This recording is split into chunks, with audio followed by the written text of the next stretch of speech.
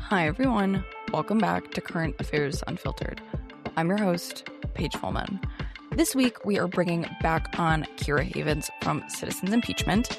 I interviewed her a few months ago, back when the primaries were really just starting to heat up, and we talked a lot about what Citizens Impeachment is and what their kind of mission is, how they got there, but we're kind of in the middle of them, so I thought I would bring her back on to talk about the courage candidates that have progressed to the general election in November. And it is looking like at least one, probably, definitely, maybe more of their courage candidates will be joining the new Congress in January of 2027, which means that because they are courage candidates, they have committed to delivering impeachment papers on day one. So, very exciting. Very, very exciting. So I brought Keira on to just talk about some of those courage candidates, what the kind of next steps are, and everything about those courage candidates. And I do encourage you to go to their website and look at some of the candidates that they have, see if you have a courage candidate in your district. And yeah, Keira is just so amazing and so great at what she does, and I'm so happy to have her back on. So without further ado, here is my episode with Keira Havens. Keira, welcome back to Current Affairs Unfiltered. It is so great to have you on again. I'm thrilled to be here. It's really, it's been a crazy couple months. I know. So the last time you were on the show, we talked about citizens impeachment more broadly and the effort to really pressure Congress to act. And since then, you've had a ton of courage candidates win their primary races. We are about, halfway through primary season? Yeah. Mm-hmm. So why don't you tell me a little bit about what's kind of happened over the last 3 months since we talked? Yeah. Thank you so much, first of all, for talking to us in the early days when we're like, well, we don't know what we're doing, but we're going to try it, right? And since then, it's really grown a whole lot. We're up to 150 courage candidates in total now. We're about halfway through. Our big primary was, with California, we had about 20 candidates I think it was 32 candidates total that day, 20 or so in California alone. And we have about 60 more that are headed into their primaries going forward here. But you know what? Folks keep showing up and they keep winning. Angelica Duenas is our most recent courage candidate. She's in California 29. She's running against Jimmy Gomez, and California takes a little while to count the votes. So she's, a week in, she was up 800 votes, and now we have one more to the team. It's pretty cool. We have candidates in both the reddest and the bluest districts in the nation. Chris Robb won in Pennsylvania, and in a district that's D plus 40. I mean, just crazy Democratic leaning, and he beat out the establishment as a progressive. And then in Alabama, our courage candidate also won in a county that is, an R plus 33. So it's not the people that are showing up to fight are showing up everywhere in all sorts of districts, including districts that, Democrats have kind of written off or forgotten.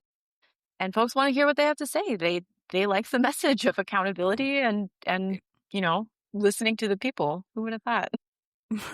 Right.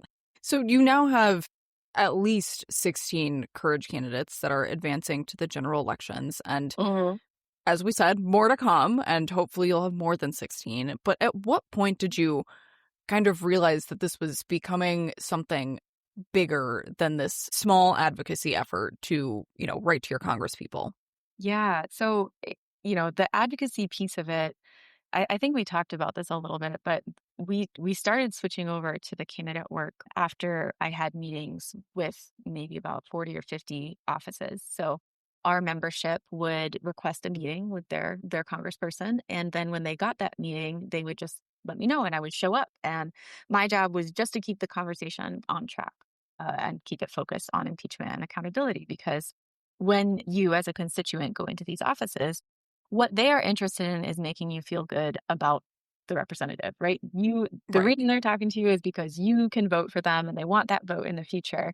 And so, they want to make you feel like you have been heard and make you feel like they are taking your concerns seriously and that this was definitely like a good thing for you to come talk to them. Very unlikely that they are going to promise any specific action or, otherwise make promises. But one of the things when it comes to impeachment that folks will do is they will explain to you why they just can't do it, why they're not able to do it, why they don't have that power. And all of that is lies. In this specific case, they absolutely can pursue the process of impeachment. That's their whole job as a House representative. They could have a more honest conversation with you and say, like, I don't wanna. But that's not what they do in most cases. They try and convince you that it's not possible. And my job being in those meetings was to say, well, yes, it is, right? Like, let's start to get to this place of honesty where you can just tell me that you don't feel like taking on this job or bucking your party or whatever it is, right? And after about 40 or 50 of those, it was real apparent nobody was going to do anything. In fact, they just kept telling constituents, you got to vote for me in the midterms if you want. And we'll wait and see after the midterms. I'm going to have a new job after the midterms. I can do it then, right? I'll get a new position. I'll be the head of the Judiciary Committee. Just all these things, we just had to sit on our hands and wait. And yeah, we started looking for those candidates, and it was, the people started showing up. And then we realized that, it wasn't enough just to talk about impeachment. We had to do more. So we looked at what their overall policies were. We now have a policy matrix that goes through, I think it's about 150 different positions and questions for people. Everybody that becomes a Courage candidate signs that out. And they're all very well aligned on a lot of these issues. And so now the work is really finding legislation that exists, because a lot of people are doing a lot of work out there, right? Pushing for policies that could change things, and connecting with those organizations and saying, look, we got a slate of people that could actually make this happen. They're on their way. And I mean, I got to say we're so proud of all of them for all of the races that they are fighting in all of these different arenas, and in a climate where it feels like everybody just continually rolls over. These are people that are willing to fight. So every time we win a primary, every time one of our people wins a primary outright, we're just like over the moon. It's a really cool feeling. Right. So you did mention that you have candidates running all over the spectrum in Republican plus 30 districts and Democrat plus 40 districts. Why was it important to you to recruit candidates from all over the place rather than focusing on more of those battleground districts? Yeah, I think it's really important to remember that battlegrounds are defined by people, right? And the people defining the battlegrounds, they're all going to have their own understandings about what makes up a good battleground, what makes the ground they want to fight on, right? For the Democrats, they pick a couple red to blue districts, right? But they pick red to blue districts based on their own criteria. And we just saw it in California. I'm thinking of Randy Villegas, right? Like, they decided to pick a more conservative candidate rather than Randy Villegas, who actually ended up winning the primary, because they didn't think they could win. They didn't have the confidence in his campaign, as a young champion of what could be an opposition party. So they wrote him off, and they took a step back and endorsed his opponent, right? Like, they are making decisions based on their own set of criteria. And I think it's safe to say that the leadership of the Democratic Party has not really shown a whole lot of ambition or spine in opposing this administration. So their battleground states are going to be different from, PACs like American Bridge, which is starting to play in North Carolina, or, Justice Democrats. They went all in actually on Nita Alam in North Carolina as well. And so everybody has their own criteria. And for us, the criteria is just, are you willing to show up and talk to your people? Do you actually care about the people in your district and want to represent them? Because as naive as that sounds, saying it, right? That's the actual process of democracy. Right. Small d democracy is the people deciding who represents them in government and having that government respond to them. So if you are willing to show up and take on that fight and, align with the action we're asking you to take this year, it's impeachment. Welcome aboard, man. Have that fight. Nobody should be afraid of a primary in a healthy democracy, right? Because what's the worst that happen? The people pick the person they prefer to represent them. I mean, that's fine. That's totally okay. Right. I had his name was Rich Barton, and he talked about primary reform, but he said something of the same. People are gripping onto power, but unable to realize that sometimes their constituency and the areas that they're representing are just moving past them. And there's nothing wrong with that. If you're not fit to represent your community, it's okay. You can take a step back. It's all good. And like America loves its superhero stories just in general. They love like the one great man story. They love the idea of I am the only person that can save the world. And I mean, like I hate to break it to all these incumbents, but like you are not. You when you leave, there'll be someone else to take your place. It's fine. Right. And this is the only way we can actually get to the point where, I mean, we reconnect all the levers, in my opinion, right? A lot of folks don't bother to show up because they don't think government does anything, and they don't have somebody that they actually want to vote for. And so if you don't start running candidates that can actually say, this is what I believe in, this is what I care about, right? You're never going to actually have somebody people want to vote for, and you're not going to have that voter turnout or be able to get to a primary that is robust and healthy and actually does the work of democracy. Man, Right. we started talking because we have candidates that are through the general, and they're running with the Democratic Party on the Democratic Party ticket. We've started conversations now with county parties for Democrats. And are you involved in your local county party or anything like that? I did accidentally get in a big fight with them Okay. in the primary season, so I'm kind of on the outs with them right now, but I'm aware of how they like function and operate. Yeah. Sure. So, these are, them because they are like in your neighborhood, right? Like they're the people, and they should have precinct officers that are really like hyper local to neighborhoods and that sort of thing. And this is theoretically how the party turns out the vote. Your neighbor that's in the party is like, hey man, did you vote yet? And then, you have a ground up operation to bring the community to the voting booth via the Democratic Party. But this is not how it works in real life. Half of these precinct officer positions are just empty, right? Nobody is in them. The county parties themselves, we've talked to county parties in 3 different states now. They don't have connections with the state party in any real or meaningful way, or the national party. I just sat in on a discussion of the DNC playbook for campaigns, the first one that they've ever made. And then I reached out to some of these party chairs and was like, did you know that this was happening? There were like 100 people on this phone call. I think I saw it via social media or something like that, right? It wasn't targeted at me. And yeah, they had no idea. Nobody in their state had any idea that this existed. Like that information just didn't get disseminated. And Right. And that big breach from the ground level to the kind of like state and national level, for me, it feels like a real symptom of what needs to change, right? Like there's by and for the people, it means you got to include the people at some point. Right. And one of the states with like the best on the ground operations is Wisconsin, they've done a lot of work at like building their county and local parties to like, if states are looking for a model to base their Democratic Party operations off of, look to Wisconsin, because that's the playbook.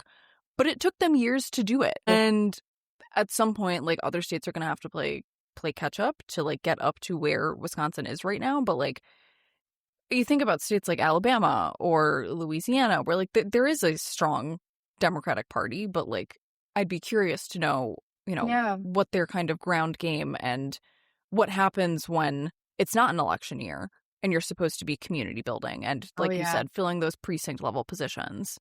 Well, so that's one of the most fascinating parts of all of this, is that we get to see a little bit inside each of these sort of like regional, the way these regional groups interact, right? And in Ohio 6, we had a candidate there, Adrian Vitus, and he ran his race. He was in a primary with 6 different people, and he came in second. And he was sharing just how in his fairly rural district in Ohio, the Democratic Party machine just doesn't exist, right? He thought he was going to get a lot of pushback as one of the more progressive candidates, kind of talking about, these big, bold ideas in what is a pretty traditional and, conservative area. No pushback at all. The people were fine with it.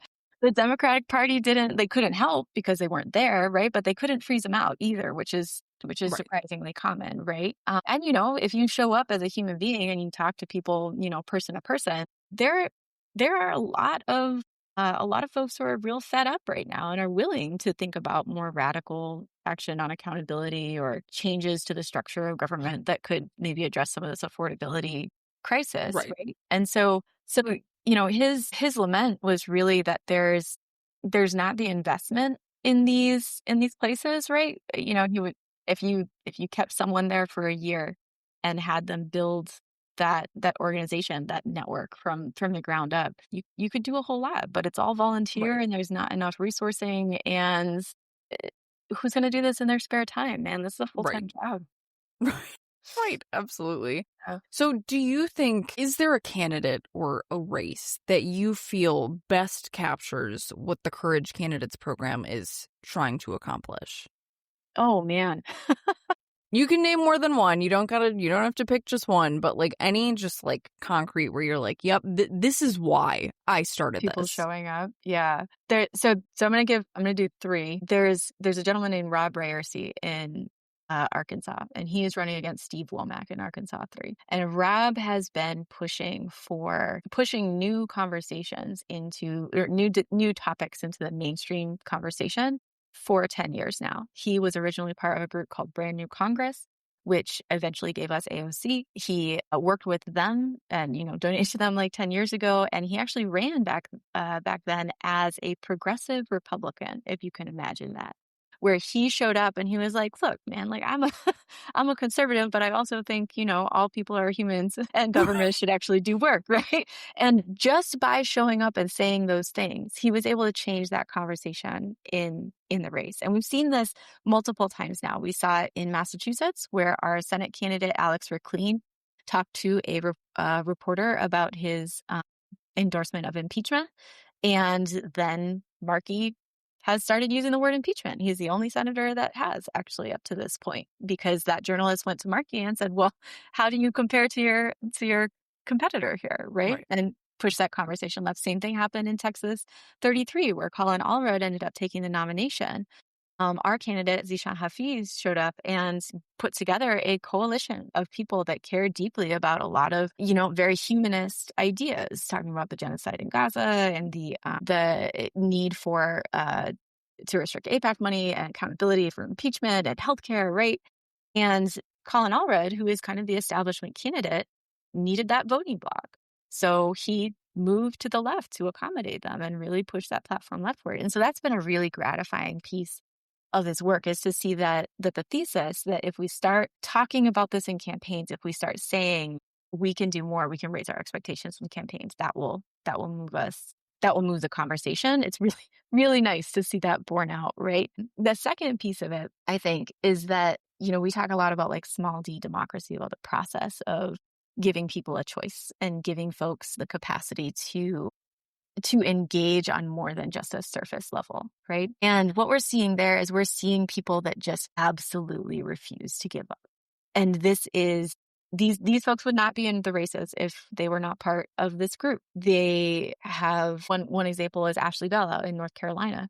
She has won her primary fair and square. She got 50% plus of that vote when she was running in a field of 6 people. She was doing the work. And she has really been frozen out by the North Carolina Democratic Party because she wasn't sort of like one of the insiders waiting their turn. And that's that, right? And we have been a source of support, a very real, kind of network of, I mean, I guess you could call it emotional support too, but campaigning is hard, man. If you don't have backup, if you don't have people you can talk to, it's a real struggle to stay in that race, Right.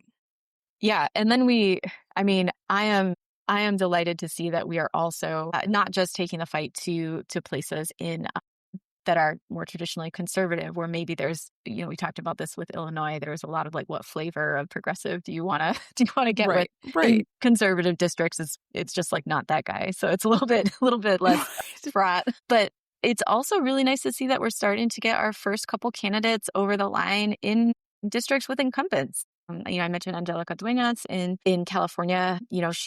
She came on in and took that second spot. And now she's going to be running against Jimmy Gomez head to head. And this is a woman that has lived in this neighborhood forever, knows everybody, is a mom of 5 kids, and like really actually knows what it is to be working class in California. So we're starting to see it play out at all these different levels. And it's really exciting to realize that we're going to make a difference. Like we're going to have something over like 12 million people that are able to vote for a Courage candidate in the fall. That's crazy. We started this 6 Right. months ago. Right.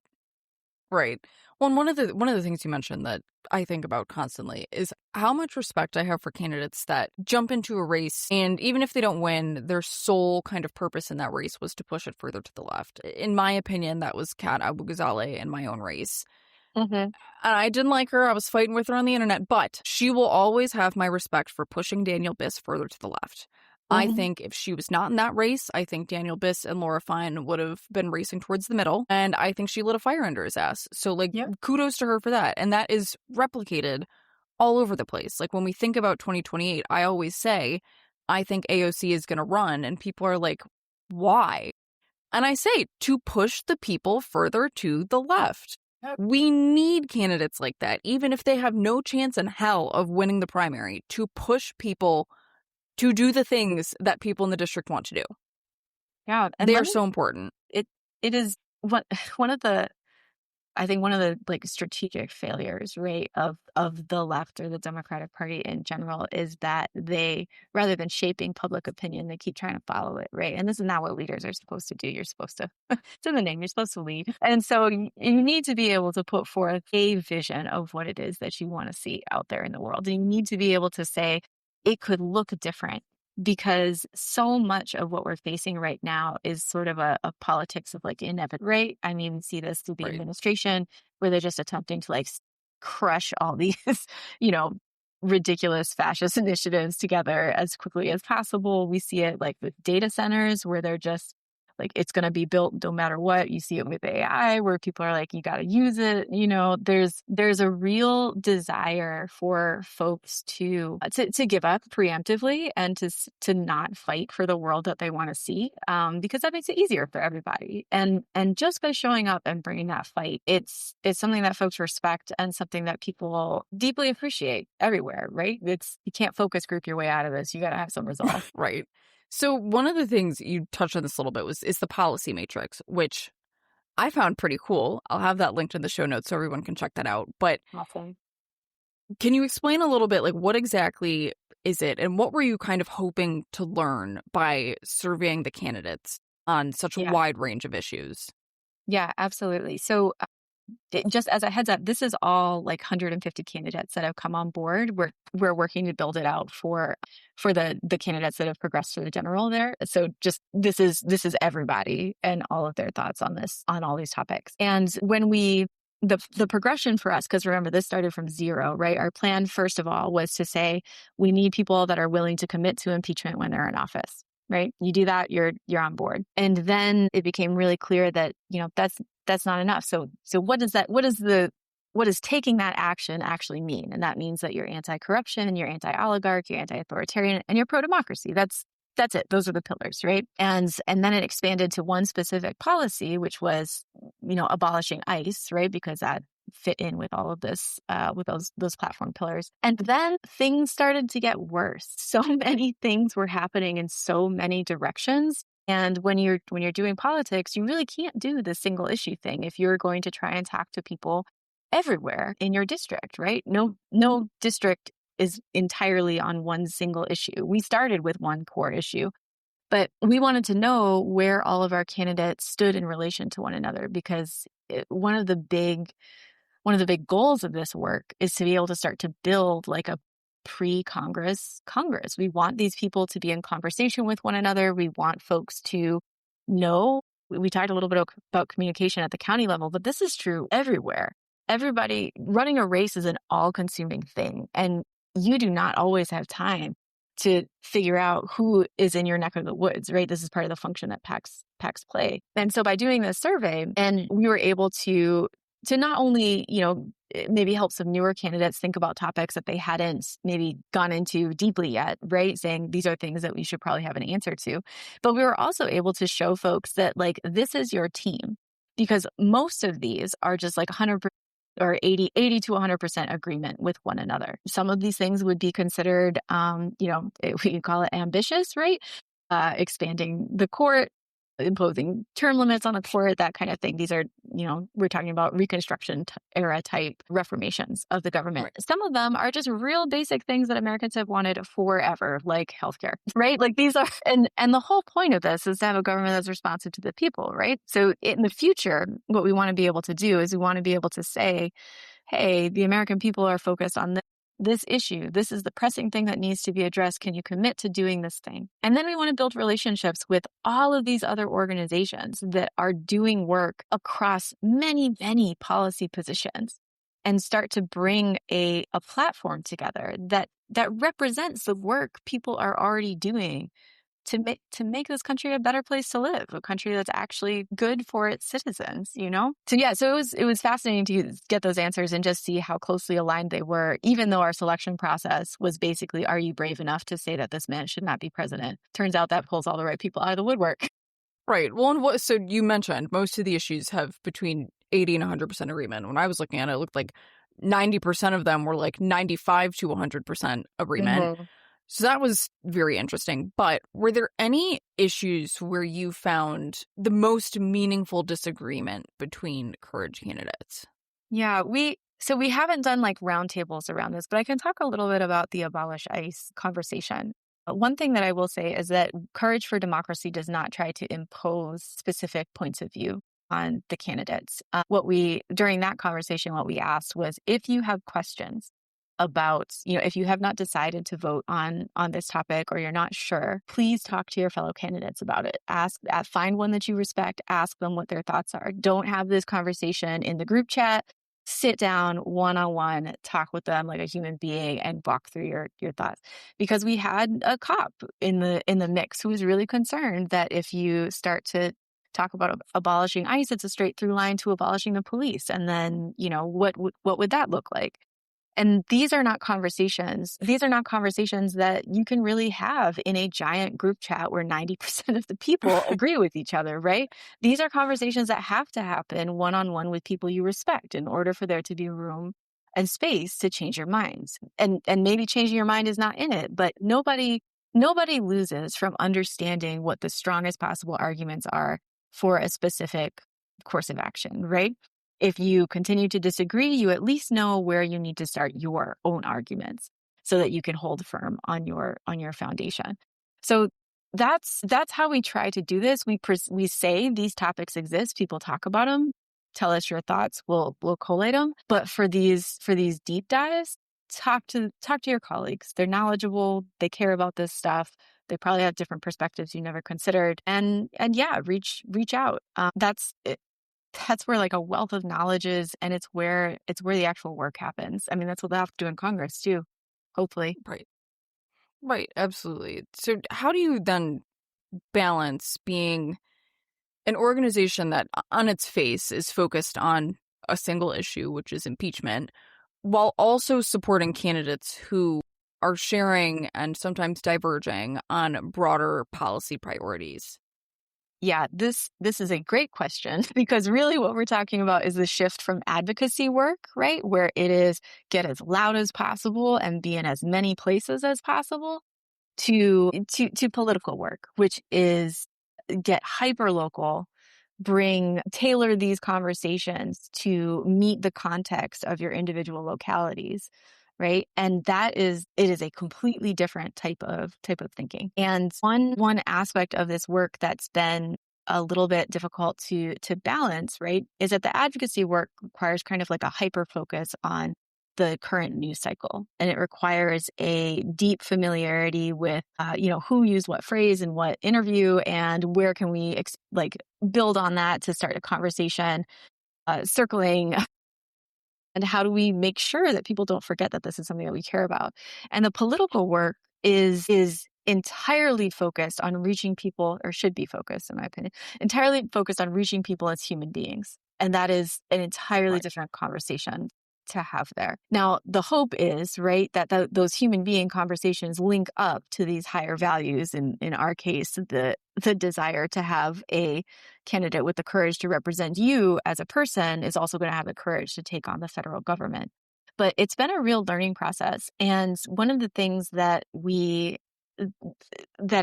we are going to implement going forward is I think we're going to fall naturally into sort of a two-part calendar here, where once folks make it into Congress, we return to the advocacy work, right? And we say, here's a topic that we're considering, right? Let's get those meetings, let's have those conversations, let's bring people in, build up the folks that really deeply care about this issue. And now that you are a member of Congress, now that you're somebody with a job and a function, right, we are going to ask you to perform that function. And then we'll do, what it worked out to this time was about a year of that. And at the end of that year, we said, well, you're spectacularly bad at fulfilling your function. I guess we have to replace you. And then we'll open up the courage candidate process again, right? Because you have to have both of them. One frustrating thing that we've seen is a lot of the folks doing advocacy work are unwilling to take a chance on new candidates. They would rather preserve access than try and bring a new player in there. And I guess that is a way you can play it. I just don't have it in me to beg someone and have them ignore me forever, I guess.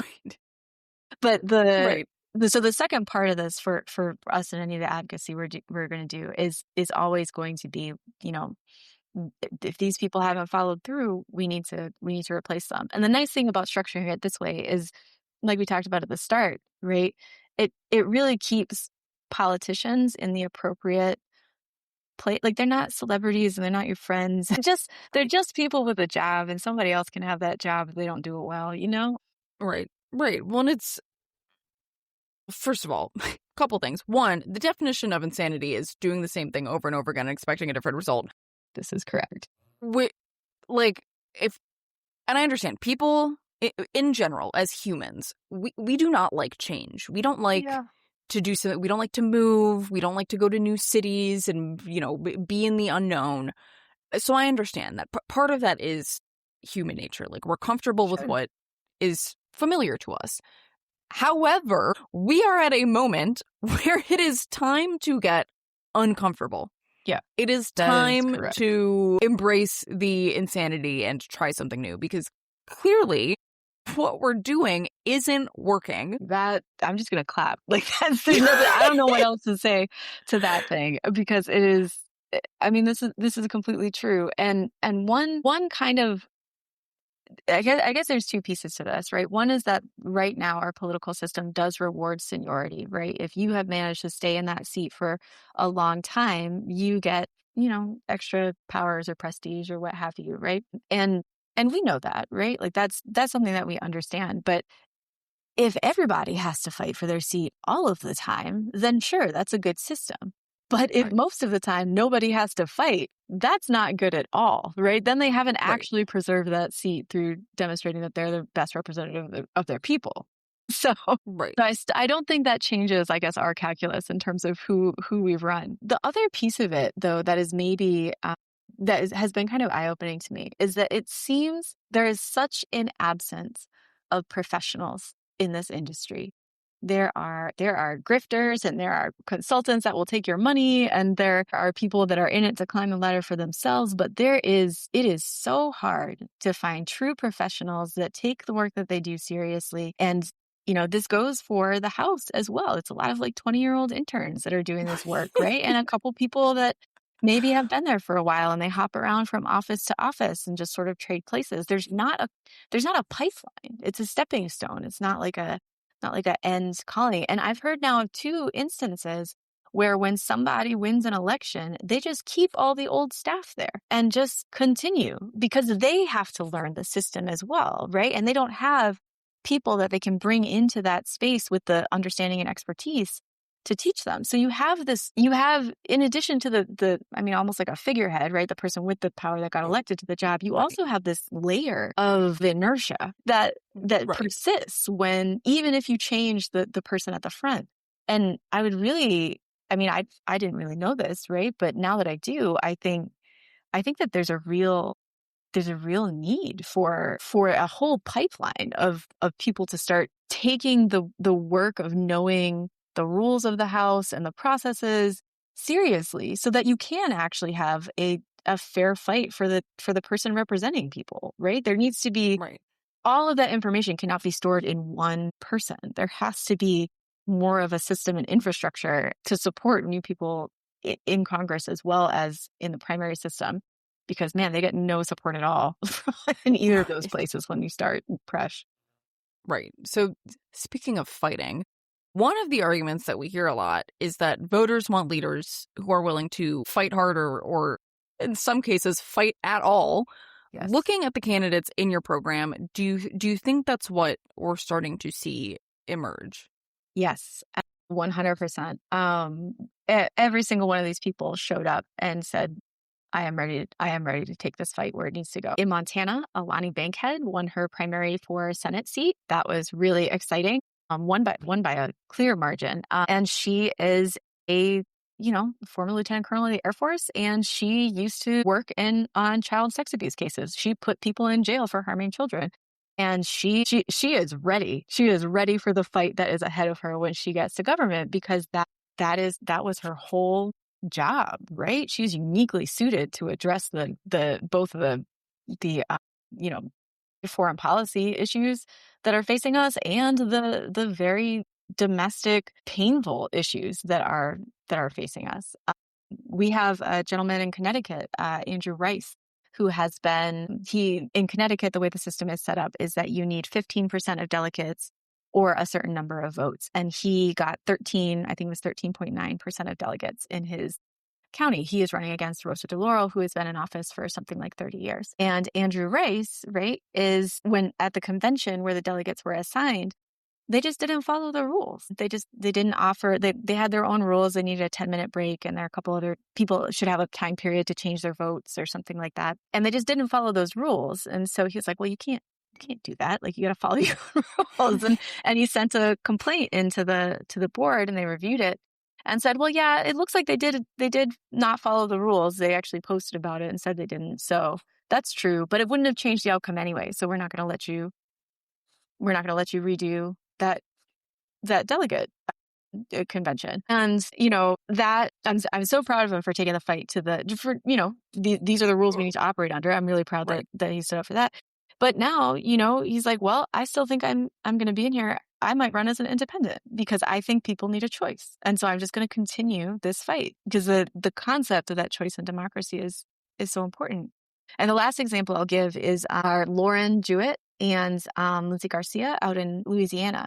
Louisiana, of course, had a new maps redrawn and all of that. They threw out the election that was already in process. Lauren was the only candidate to actually get all of her signatures and qualify for the ballot. That way, they threw all those out too. She has to start over from scratch. Those two candidates are are currently, in a lawsuit with the state of Louisiana. And Lauren's still in the fight too. Her campaign has now been extended by another 6 months. And this lady is a teacher. Like, this is going to be right in the middle of her school year that she has to do this, but she's not giving up. And I mean, there's that is what we need. We need people that are willing to say, I want to accomplish this thing. How do I do it? Not, my hands are tied. Like, I'm so proud of them. Right. Well, it's so easy to just want to throw your hands up and go, well, out of my hands. Like, I guess this is the end of the road. So it's nice to hear that people are not taking no for an answer. Mm-hmm. Standing up for themselves, standing up for their communities. Like, that's what gives me hope in all of this. Absolutely. Yeah. And I mean, so in Connecticut, Connecticut is a wild one. We've got a governor in that race, and he has actually just raised enough independent money that he can now tap into the public option. So he's going to run a state-funded campaign, which means he doesn't have to ask anybody for money ever after this point, mm-hmm. which I think everybody should do this. But getting into that, the process to get on the ballot in Connecticut, even with the commitment to public funding, is so difficult that that our candidate Jillian Gilchrist, who's running against Lawson, who actually put forth articles of impeachment but sent them to committee where they will never be voted on and will just die, right? Jillian Gilchrist is the first person to get on the ballot to primary incumbent in Connecticut ever. So, like, when we talk about no choice, the structures are in place to prevent competition at every level, whether it's the party shutting Right. you out or the rules that say you need X% of whatever, or just 30 years of money coming in and loyalty, right? The idea of competition is almost insulting to the establishment at this point, and that has got to change. So if these candidates perform well in November, which I assume you're bound to have at least one or two that get sworn in January of 2027, what lesson do you hope Democratic leaders take from that? I hope they're scared of me. I hope that they one, realize they should have taken me seriously from the start. That would be great. But I also hope, I hope they start trying to replicate what we're doing, because I'll just tell you right now, our plan is to start connecting the county Dems with one another and with us, right? And I'm not interested in becoming the Democratic Party, right? But if these folks are interested in serving their people and pushing small d democracy, I'm there for them. This is what the Democratic Party should be doing. They should be reaching out to these county level organizations, and they should be connecting with the people on the ground, and they should start listening. Man, so I mentioned that DNC playbook for campaigns, right? Right. I sat on this just because I was curious, and it was fascinating to me because, again, I've been real outside the political system up until this point. This is the first time the DNC has ever put together a playbook for campaigns with lessons learned and best practices. That's never happened before. So here's their playbook for people running for office, right? They've got a lot of, thoughts on it, on how you can best run this campaign. One of the big changes that they're making is that they are starting to build a relational organizing approach where you talk to people, like I said, human to human. It turns out that what they've been doing before, what the official approach was before, was just calling somebody and saying, hey, are you going to vote for the Democrat? And if they say, I don't know, you give them a fact about the Democrat, and then you ask them again, are you going to vote for the Democrat? And whatever they say, yes, maybe, I don't know, or yes, maybe no, right? You mark that down, and that's the end of your phone call. That's it. Right. That's all the information that they were gathering about people at all. Yeah. Right? There's the initial stages of shifting to these people have priorities other than giving you power is remarkable to me. And it does feel like a step that we've already made. Right. So, when folks, when folks get into office, we're going to have to figure out, I am dying. Maybe they can get me an interview with the parliamentarian. I am dying to get access to all these weird house rules that I don't know anything about, right? But yeah, I hope it becomes really clear that there are people that actually care and that actually have the determination to make this work for the country and the people. Right. So when voters are looking at the Courage candidates this fall, what do you hope that people are voting for beyond impeachment itself? Oh, yeah. So one, anybody that is in these districts, and you can just check them out on couragefordemocracy.com, and the candidates page, you can select advanced to general, and they'll all show up there. Reach out to them, meet them. They want to meet you, get to know them, look them in the eye, talk to them. They want Well, actually, wait, do you want to give us a quick list of the 16 that have so far advanced? Oh, sure. Yeah. Let me... Just so anyone in those districts, if they're listening, they can go, oh, that's mine. Yes, absolutely. Yeah. So our 16 candidates, and this is going to go by primary order, just who has come in first, I think. Advanced General. Yeah. Or actually, it's going to be statewide. Okay. So Amanda Pushek in Alabama 4, she's in our reddest district. In Arkansas 3, that's Rob Riercy, who we talked about a little bit, who started out as that progressive Republican. Angela Gonzalez-Torres, she is in California 34. She's our other California candidate. We actually had 3 Courage candidates there, just like Illinois 9, and she took that top spot. Julie Fortier is running against Mike Bost in Illinois 12. Illinois 12 is extremely red. I think they're 22, or maybe the second or third most Republican district out there, but she's out there bringing that fight to them and having that conversation. Demi Palachek is our only House representative or state House candidate. She was just one of the very first people that joined up with Dylan when they were talking about illegal orders, and we realized very quickly that we couldn't do state houses, unfortunately, not with our capacity. But she made it through, and she's going to be on the ballot in November for Illinois 13 state rep. Megan Winfield, I just cannot say enough good things about her. She is in Kentucky too, and she has been an organizer out there forever, knows her community inside and out, cares about her people, willing to take that fight wherever it needs to go. Montana Senate candidate, that's Alani Bankhead. We talked about her a little bit. Ashley Bell, one of the hardest workers I've ever met, physician's assistant out in North Carolina 10. This is the one that the Democrats simply aren't engaging with, even though she's won her primary and will be on the ballot in November. We have Adam Rueda in New Jersey 5. He's running as an independent, so outside the Democratic machine. Karen Ortiz is a former EEOC judge. And as an administrative judge, she saw up close and personal what happens when DOJ came in. She got fired, and she has been fighting for people ever since. She's in a really hotly contested race. This is Nadler's old seat. He's retiring this year, and we've got George Conway, we've got Auchincloss, but she just made the ballot, got all her signatures. She's fantastic. And then Chris Robb is the darling of the progressive media. He is great. And then we get to Texas. And Texas is fascinating. We have, I think, 4 or 5 candidates in Texas now, and they are planning a takeover. Man, Evan Hunt is a pilot, former Air Force pilot, that is just ready and willing to take Keith Self out. That guy is quoting Goebbels. He needs to be out of the house. Jason Pierce ran his entire primary on like $1,500 and just showed up everywhere to talk to everybody, and is in the process of doing that same thing again as the face of his district. Chelsea Hockett, I love to pieces. She is a new mom. She's running against Lance Gooden, and she is just out there knocking on doors with her baby and being like, man, let's talk about how you raise kids in this world. And Danny Minton rounds out our kind of like East Texas group in Texas 6. So those are all our people.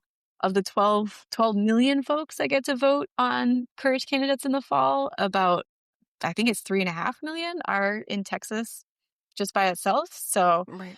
Yeah, it was really exciting. Perfect. Well, that is all I have for you. Is there anything else that you feel like I might have missed?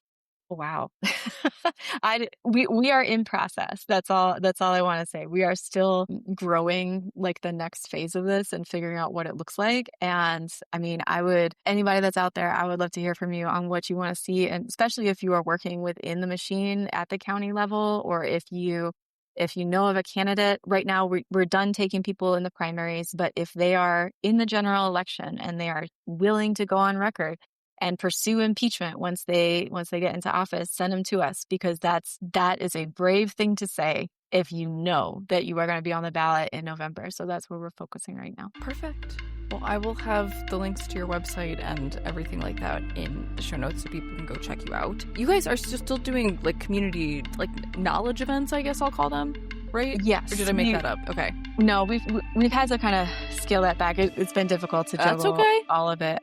But on Wednesdays at 8:30, we generally do a conversation with our constitutional scholar, Sam, who has been thinking really deeply about the politics of power, of responsive government, how you get that power from the people, and what you can actually do as an elected official, both on the executive and legislative side. And we haven't done a roundtable in a while, but we do also have roundtables with our candidates up on the YouTube, and you'll see bits and pieces of them on Instagram too.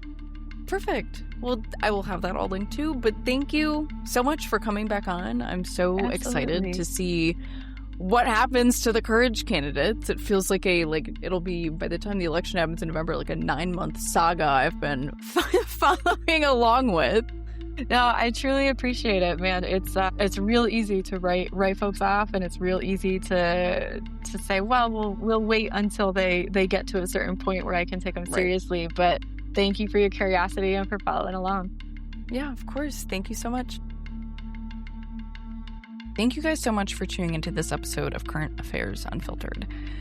As I said at the top, I love having Keira on. I'm so happy that they've had Courage candidates do so well in these primary elections, and I'm so excited to see how they do come November. But if you are interested in learning more about Citizens Impeachment, I'll have all their links in the show notes, as well as the list of Courage candidates, so you can check those out. And I'll also link the pamphlet that Keira talked about with the issues questions, so you can see where all those Courage candidates kind of fall. It's a very interesting read, in my humble opinion. But yeah, if you enjoyed today's episode, don't forget to follow, leave a review, or share it with someone who could use this information.